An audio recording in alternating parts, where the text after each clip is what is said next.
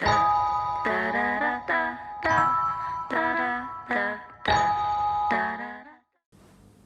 this is Lisa Goldin, and this is my single called 3 Days.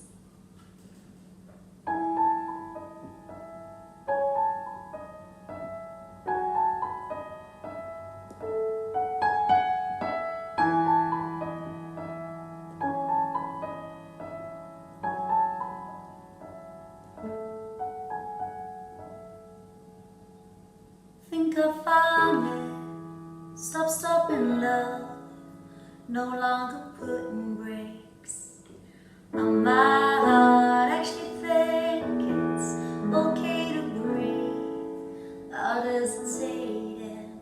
My lungs fill up, breeze, arms up, I'm letting go. You made it safe to fly home. When you sleep, say I love you so much. Only been 3 days and you hold me, and this boy go crush says so much. Only been 3 days. Da da da da da da da da. It's only been 3 days. Think I finally stop giving up, no longer blocking you. Capture my eyes, actually think, just for once. To my veins, just let the blood rush. Arms up, I'm letting go. You made it safe to fly home. When you sleep, say I love you so much. Only been 3 days and you hold me, and this boy go crush says so much. Only been 3 days. It's never long or realistic. It's completely off the wall. As my climb escalates on uphill, will you catch my fall? When you sleep, say I love you so much.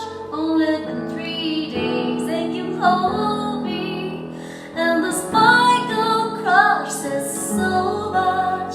Only been 3 days and you sleep, say I love you so much. Only been 3 days and you hold me, and the spikle crush says so much. Only been 3 days. Da da da da da da da da da. It's only been 3 days. Da da da da da da da. It's only been 3 days.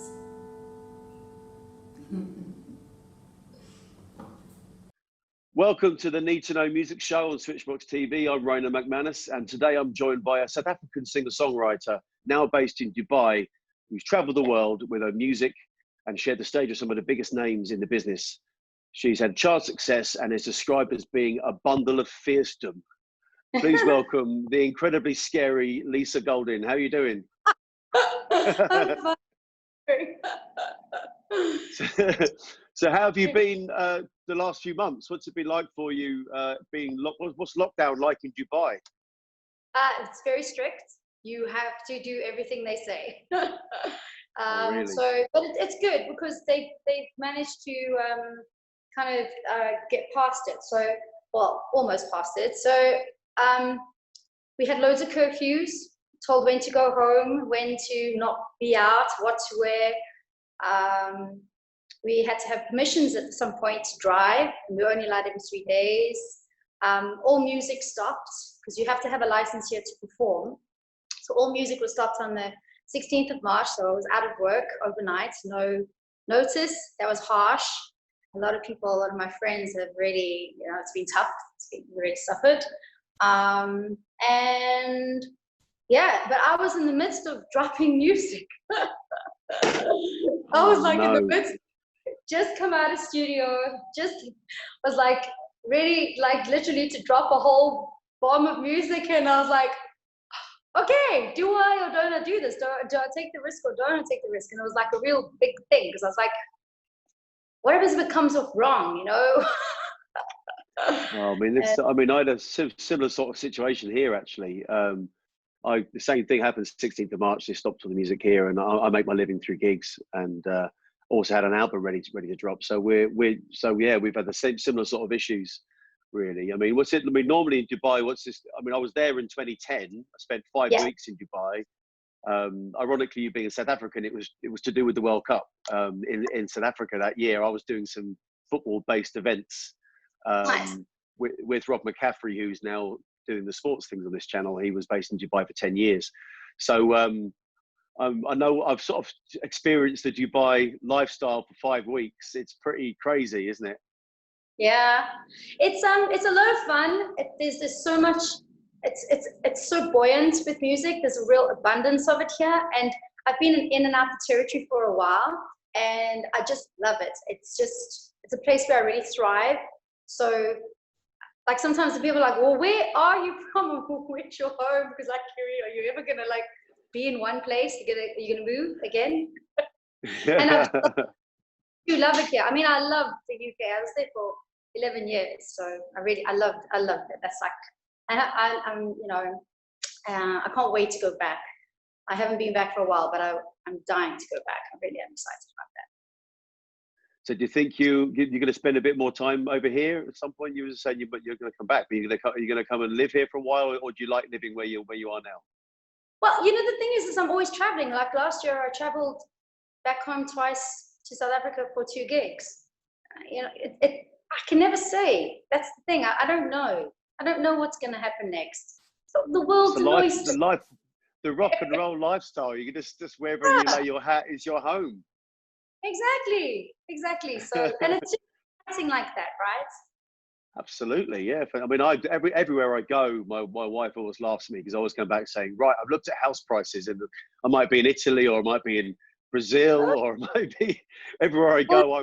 I'm convinced I'm going to live there next. I think maybe it's just something in a musician's psyche to just to fall in love with places as soon as you land. But yeah.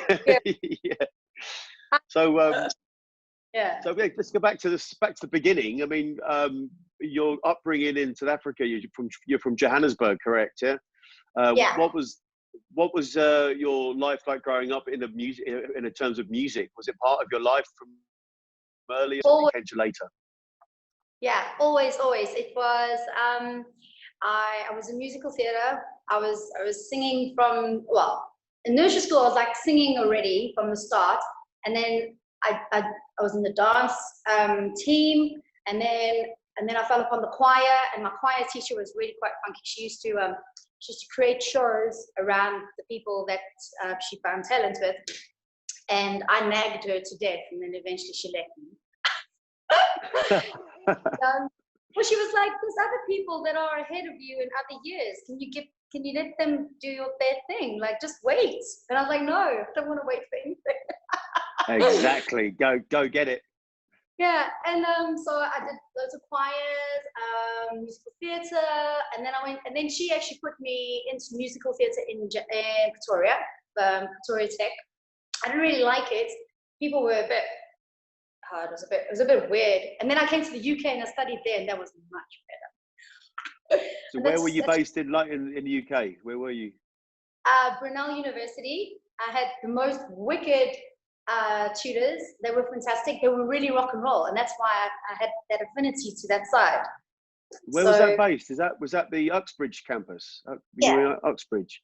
Because I think I did the same. Was that the music foundation course? Because I did a similar. It was creative music technology, so it was phenomenal because you had theory, which I'm play by ear, so I'm just like, no, what this note thing, and then I'm joking, but and then there was the technology side of it. So you I learned Logic, and got my head around a Mac and all the little fancy things, and then there was the performance side. You could create a band and play covers and all that kind of stuff. I played all the original music. My tutor was like, I was like, this is a famous South African songwriter. It's a true story. You can ask my classmates. They're like, she's crazy. And so, and that was the thing for me. And then from there, I loved it, and I started performing at the Kashmir Club and the Bedford, Yes. and Regal Rooms, and then I just did little places scattered across the countryside. Wherever there was a songwriter showcase, I was there and ran some songwriting showcases, which was fun. No. So just when the miracles appear, there's no belief and only fear. An angel stands opposite you. Yeah. Well, was first great. of all, that I did that course a few years before you. It was still in the Twickenham campus then, but I did that course, and two of my 5 brothers did that course as well. And there was a lot of musicians. It was brilliant because you get to meet and play with so many different musicians and different styles of music, and just being in that environment, it really helped me a lot to kind of broaden my horizons a bit and just get a chance to play with other people. But also the Kashmir Club, also the sorry, just want to say about the guy. If you want to say about the course, well. They also had jazz, which was also like, so it was like pop, jazz, classical, technology, and performance. It was like so unusual for those times, right? absolutely. It's just like everyone. I sort of felt like I was on the Kids from Fame or something. You kind of everyone just like, let's do the whole show right here. You know, it's like, but the Bedford is also really, that Kashmir Club. I did that a couple of times when it was still based in Baker Street, and then they moved it to Balham in the Bedford. And it's a brilliant platform for people, isn't it? I know that Ed Sheeran's been done that before, and Ryan McMullen, and lots of. It's just brilliant because I don't know if they still do the same format they did, but they used to do, like, you do 2 songs in each half, so everyone does 2 songs in each half. So you only, if you don't like somebody, they're only on for 2 songs. So and they say you don't pay anything apart from attention. So they have to, so people actually listen. That's scary.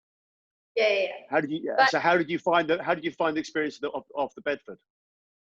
I loved it. I loved, in South Africa, we don't have that platform still today. We don't have that starting point. It's either bottom or top, and middle is just covers. So for a songwriter to jump, it's really tough. And I started my career in South Africa, in the UK. So for me, it was amazing. I had this incredible, the people I met along that journey I would just be on stage and I'd just be like, oh my God, it was just amazing that, you just see that that whole circle is just so beautiful because, and everybody in the UK is so super cool, like there's no ego and stuff like that. They welcome you, they welcome fresh, Tony Moore, literally, he basically just gave me so many amazing chances to grow and grow and grow. And I just kept performing. And eventually I had my own slots. And then there was a Half Moon Putney, and I did a headline there. And that's the beauty of it there, is that you've got that platform to grow. You can start with the 1 song and 2 songs and see if whatever you're playing in your bedroom really resonates with the rest of the world. And then if it does, then you can get excited and start writing more of that morbid stuff or whatever you're writing about, and then really hone your songwriting performance, because it's so different from playing covers. Completely different, right?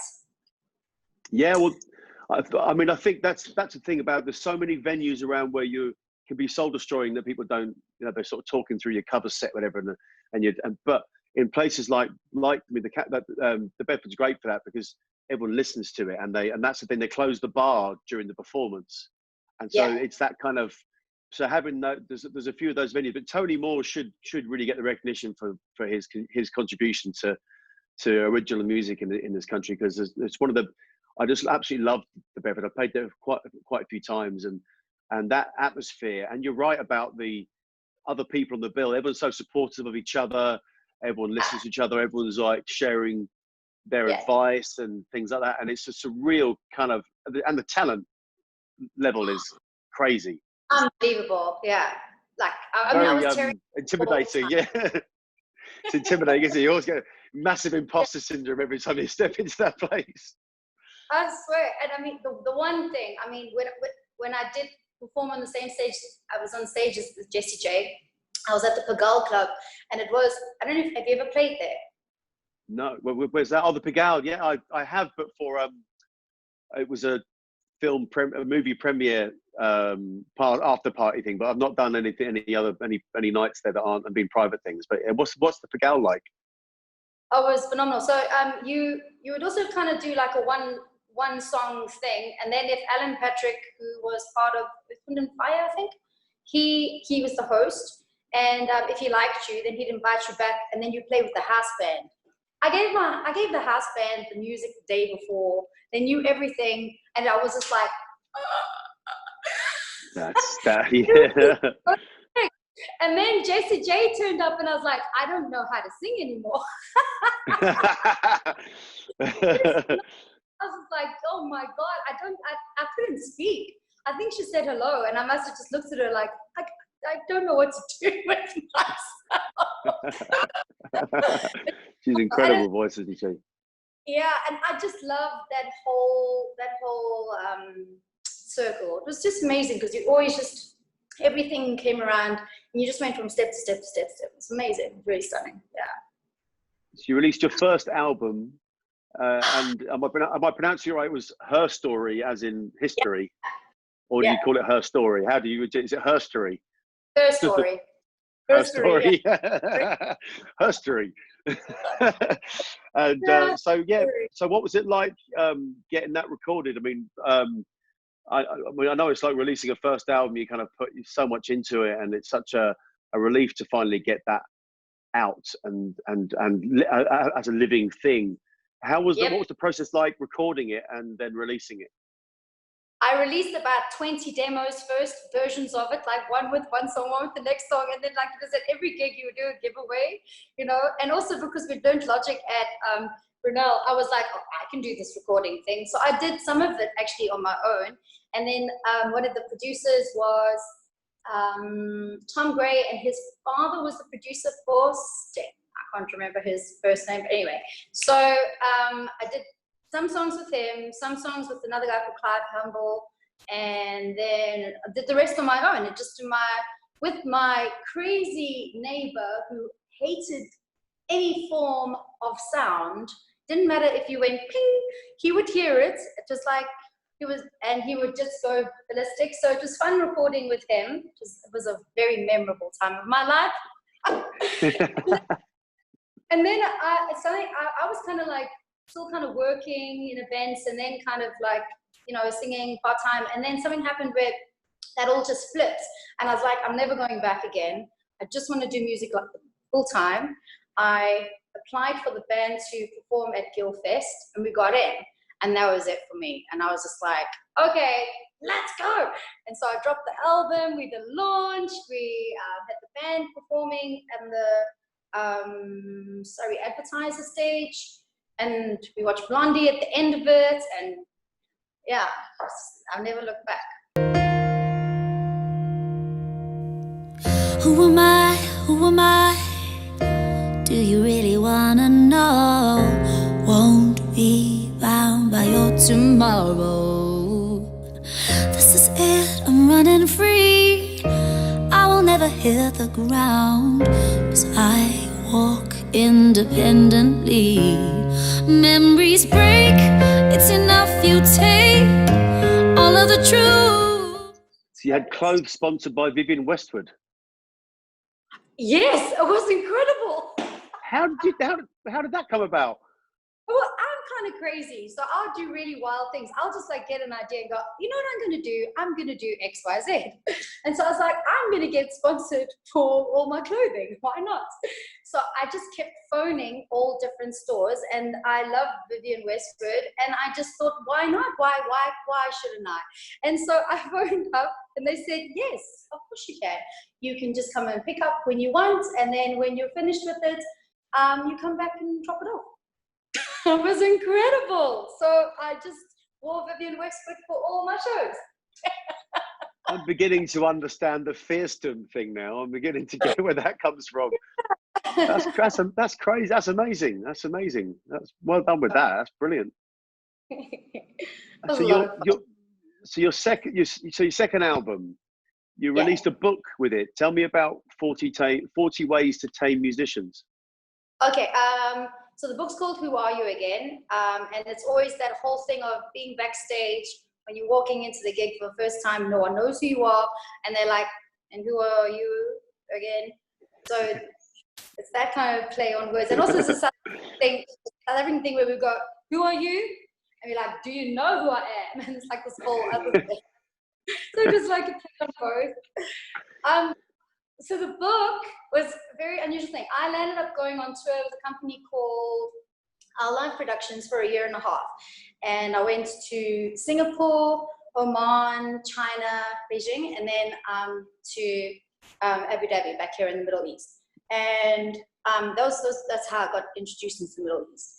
And performed 6 nights a week, 4 to 5 sets every day. It was incredible. We had ups, we had downs, we had everything. And in that time, the director of the company, George, he wanted me to write articles because he liked my blogs. So he said, will you write SEO articles for me? That just has to be completely objective. And I wrote 150 articles. And it was all on music. And I was like, I have to share this. So I personalized it with some scary experiences, like not being paid, or, I don't know, whatever, rock and roll stuff, living with people, and all that kind of, and then also the realities are the realities of the gigging lifestyle. It's not all it's not all fun and games. And then the fun and games, obviously, and the good times and stuff. So I put this in a book, and I'd also written an album as part of it along the way. I'd recorded a little bit in Dubai, and I was like, I want to put this together as like a package. And so I had by that stage, I landed back in South Africa for 3 years, was signed to a record label, and I had a concert, book, CD launch. And we had this beautiful concert, and like, just really acoustic on a grand piano, and then a couple of musicians just joined me, and we did like a kind of act out, like a skit and a play of like the different excerpts of the crazy little things that I've done in my life. And yeah, it was just really, really stunning. Yeah, it was good. Wow, brilliant. And so your third album's out. Is it now you got the third album? Something I Used to Wear, is that right? Yeah, Something I Used to Wear. So I've still got a few tracks to finish. Was this the one you were dropping this year? Yes. Yeah. Oh, Which I will. All right, everything's on hold. I will still do it. I just want to finish a few other things. So there's a few other songs I just want to add to it, and then yeah. Well, you've got the single Hope is already out. Yes. And it's 3 days out already. So they're both there. We'll put the links to all of these in the description so people can go and check these things out. So tell us about Hope. Oh, okay. So Hope I wrote in 2015. I was signed to the record label I was with, and I'd gone back home with this huge pipe dream of going back to my own home country to make it, because I hadn't lived or been back for years. I'd lived in the UK, and then I traveled, and then I hadn't done anything back and I was just determined, and it was tough.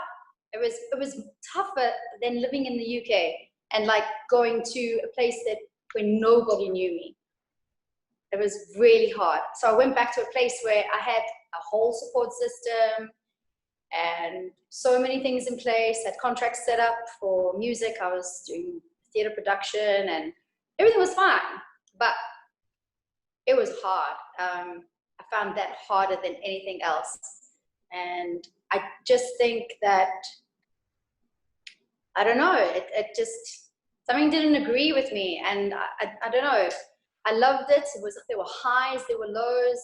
And with Hope, I wrote that song because I hit like, it was pretty good for the first couple of years. I was moved back in 2013 and 2015, I wrote the song. So it was pretty good for 2 years. And then I just hit one like gap of no performances. And you know that that's so tough always for us, you know, and we go through it all the time, but I don't know, it doesn't get any easier.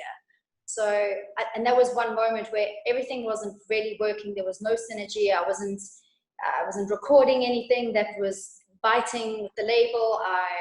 And I was writing so many things. I had already recorded like 10 songs and I was like, oh my God. And then the song came to me and it was like, Hope was the only thing I could ask to kind of save me. I wanted to send Hope my song so that Hope could take it out of that moment and make it just lift and just come out into the light. So that was that. And then this year, dropping Hope in the middle of COVID, I was like, well, if there's one thing we need right now, it's hope. It's hectic, yeah. Couldn't be more poignant, really, could it? I think, you know, you've gone from that context where you wrote it to everybody kind of needing that sentiment right now. It's I can see why.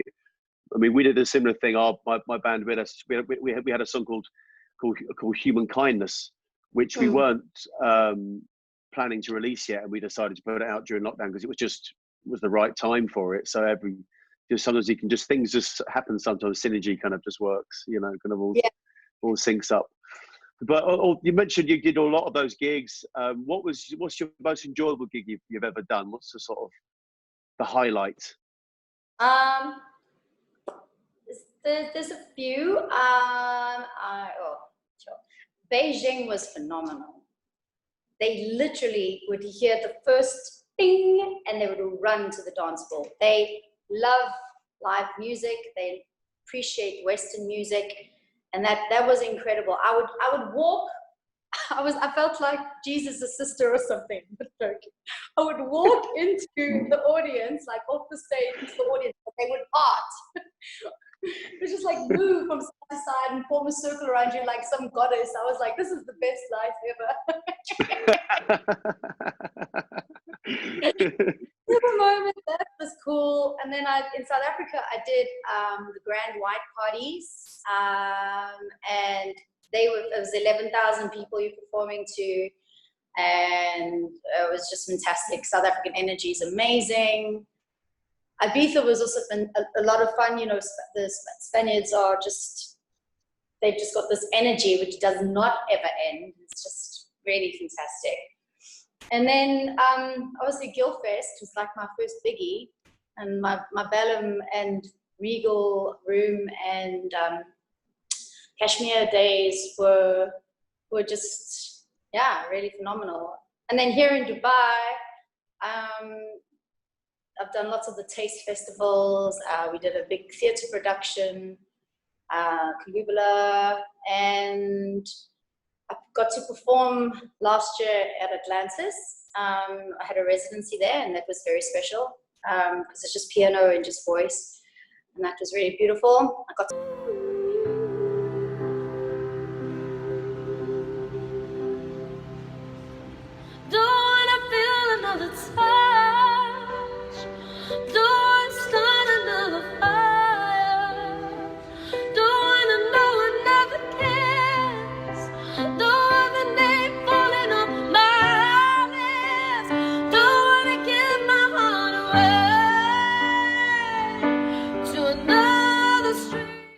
meet Pierce Brosnan.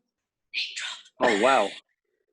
Yeah. What was that like? Oh, he's fantastic. He's so down to earth. He asked me to come and sit down and have a cup of tea with him and his friend Ron, and we sat and spoke, and they came 4 times to see me perform. I was like, I don't know what I did right. Nice. Did you ask him to be in a, did you ask him to be in a music video? No, I didn't. Maybe just text him now. Text him. Ask him. Yeah, I followed him on Instagram. He didn't follow me back.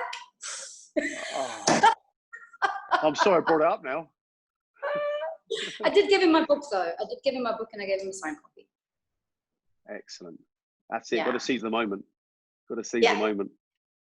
Yeah, they were filming The Misfits, and one of my good friends was doing hair and makeup on his set.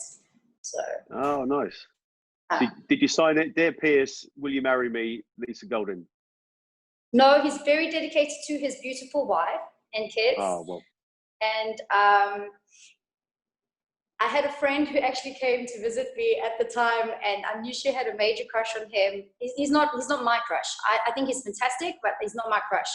And she nearly had a heart attack when she saw him, because I was trying to go 007 whilst I was playing piano.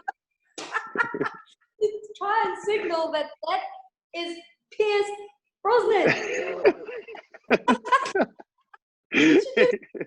Anything until he walks over to say hello, and then she was like, "Oh my god!" And anyway, it was very funny. It's very funny. Yeah. So what have been the biggest sort of challenges you faced in your career? Would you say? I think biggest challenge, I think it's just getting your music to the right people. That is the hardest. It's always the hardest. And one of the beautiful parts of South Africa was radio. I think the radio in SA, they are amazing and supportive towards South African artists. And because of them, my songs flew. I think that's one of the biggest challenges. I think that today is especially with the kind of record labels aren't as influential as they used to be, and so although it's easy to get your music out there, it's really hard to find an audience. And media, obviously, with the internet and sort of TV is not what it was. I mean, here in the UK, we had like 4 channels, 5 channels, and everybody watched Top of the Pops. So to get on there, you've got an audience of millions. Now there's so many channels. I mean, it's really tough. What's your view on sort of streaming and those sorts of things? I mean, have you ever what's been your experience with Spotify and those sorts of services? Oh, they're cool. They're good. I mean, I feel like most of the time I'm plugging my music more than writing more of it. Sometimes that I find difficult because I just want to hand that over, and I just want to keep the creative where it's meant to be. Yeah. And that's really tough. If you can break through a certain point, then it's fantastic and it just flies. But radio is so instrumental in that. So that's kind of like where my focus is, building personal relations with radio, so that I'm artist to radio direct. And so I'm a bit of a nerd with spreadsheets, so I have all my own databases of everything, and I advise any artist that is listening to do the same. It's very easy to find out who the station manager is or the producer is, and get their email address and just start there. Just start with someone. Even if you get onto small community stations, that's the thing, is that everything is building blocks. So if you just see one step and one tick, who says you can't get 2 or 10? So you just got to keep going. You can't stop. We've spoken about this I've spoken about this in previous interviews on this show, where there's the kind of the thing where you kind of have to be, the artist now has to be the record label and all the departments within that label. So to have that kind of business head is kind of essential these days, isn't it? I mean, as much as we'd like to just sit back, write songs, record them, and then let the office do their work, it doesn't work that way anymore, does it? I mean, you've got to kind of be all of those things. But it sounds like you're really on top of all that stuff, which is great. I try. Sometimes it's tough. In the lockdown, it was tough. At the beginning, I was like on fire, and I just couldn't wait to drop it, and I went all guns firing. But then in the middle of it, I had to move. Financially, it wasn't viable for where I was living anymore, and I had to move, and my friends literally moved me to a new place. And so that was really tough, because and that shifting of space and adjusting back into it, and then starting work again and starting recording, which is also why I haven't recorded everything as of yet. That was kind of like, it threw me off. And the thing is, it's so important at the moment to just keep going and try rest when it's all too much. But we got to get through this tiny 1 year out of all the years in our life. So we kind of just have to keep moving through it to get through it. And so I have a few things which I'm outstanding on my to-do list, which I will get to. But we got to just keep going, It's been, this year's been so challenging mentally, because it's that constant self-motivation the whole time, go. And we like that anyway, but this is like more pressure than, we've got bills we can't pay because we can't play. And, it's a different kind of pressure. So, yeah. But getting out of it and coming through it, we've just literally started performing back here.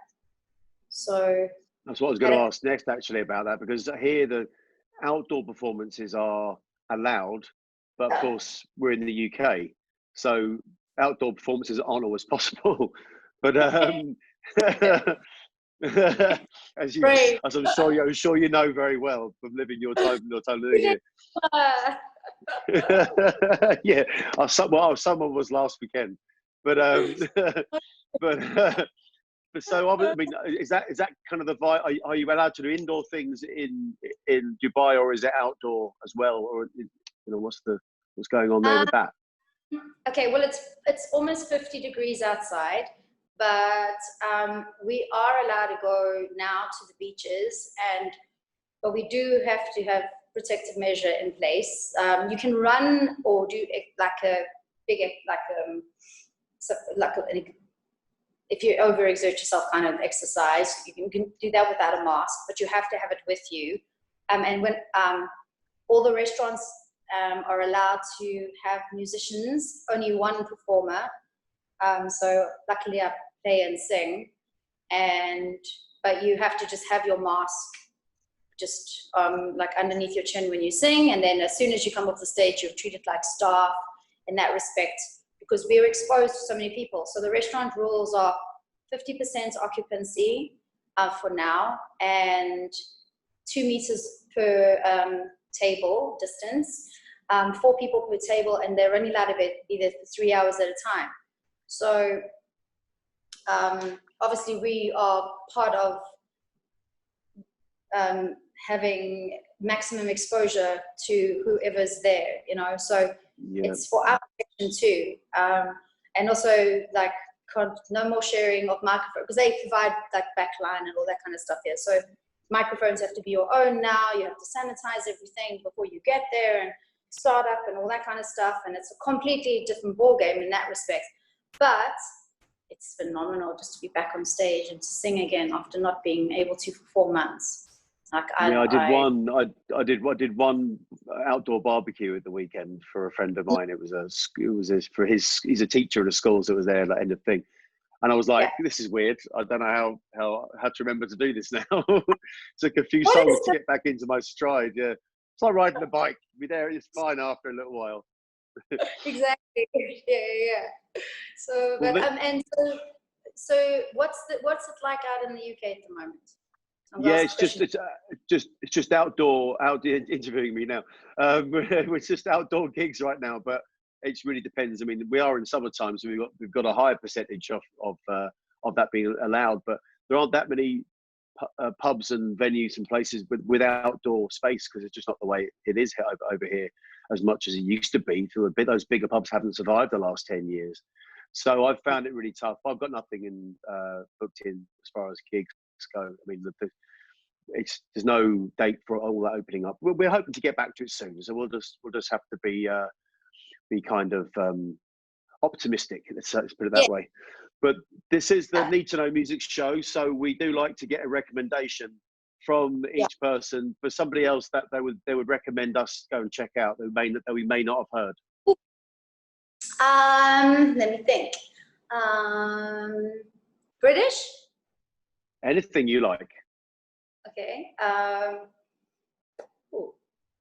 Okay, well, I mean, there's a couple of people that I found through watching loads of TV series. Ash, I think she might be British. Okay. It's ASHE. She's phenomenal. And then there was a guy who's a songwriter, a South African songwriter called Francois Kirk. But he's based in Canada, and he just wrote a song for a TV, which went to a film called Feel the Beat. And the song is beautiful. It's called Always. Okay. Well, we'll put links to these on the screen as you're talking now. They're coming up on the screen. So. Okay. Cool. So yeah, those are the two that I've like literally recently found, which I thought were just really beautiful songs. And Ash is really funny because she wrote a song basically about going through divorce. It's called The Moral of the Story, and it's hysterical. Okay. I love it so much. Really, really funny. So check out Ash and Francois Kirk. Yeah, Francois Kirk. Yeah. Brilliant. Okay, well, thanks for joining us, and also check out Lisa Goldin. Obviously, we have to people go and check out.